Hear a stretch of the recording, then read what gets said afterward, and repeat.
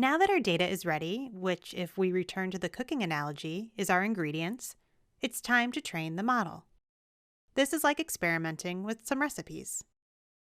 This stage involves 2 steps: model training, which would be like cooking the recipe, and model evaluation, which is when we taste how good the meal is. This process might be iterative. Before we get into more details about this stage, let's pause to clarify 2 terms: artificial intelligence and machine learning. Artificial intelligence, or AI, is an umbrella term that includes anything related to computers mimicking human intelligence.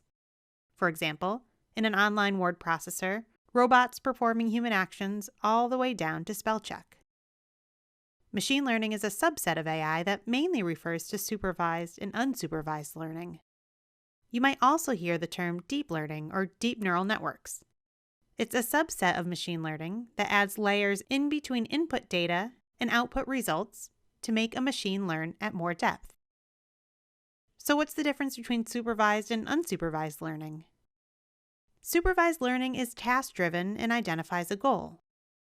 Unsupervised learning, however, is data-driven and identifies a pattern. An easy way to distinguish between the two is that supervised learning provides each data point with a label or an answer, while unsupervised does not. For example, if we were given sales data from an online retailer, we could use supervised learning to predict the sales trend for the next couple of months and use unsupervised learning to group customers together based on common characteristics. There are 2 major types of supervised learning. The first is classification, which predicts a categorical variable, like using an image to tell the difference between a cat and a dog. The second type is a regression model, which predicts a continuous number, like using past sales of an item to predict a future trend. And then there are 3 major types of unsupervised learning. The first is clustering, which groups together data points with similar characteristics and assigns them to clusters, like using customer demographics to determine customer segmentation.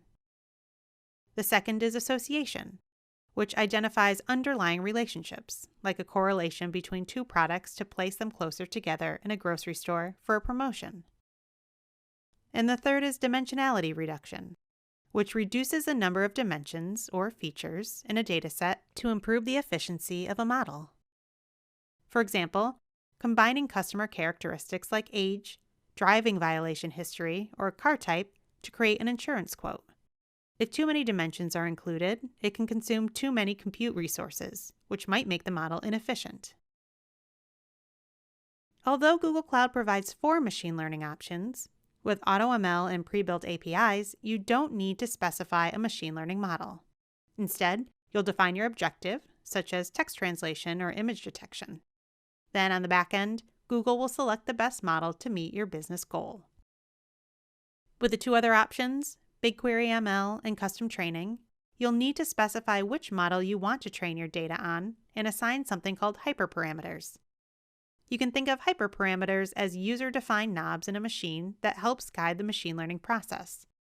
For example, one parameter is a learning rate, which is how fast you want the machine to learn. With AutoML, you don't need to worry about adjusting these hyperparameter knobs because the tuning happens automatically on the back end. This is largely done by a neural architect search, which finds the best fit model by comparing the performance against thousands of other models.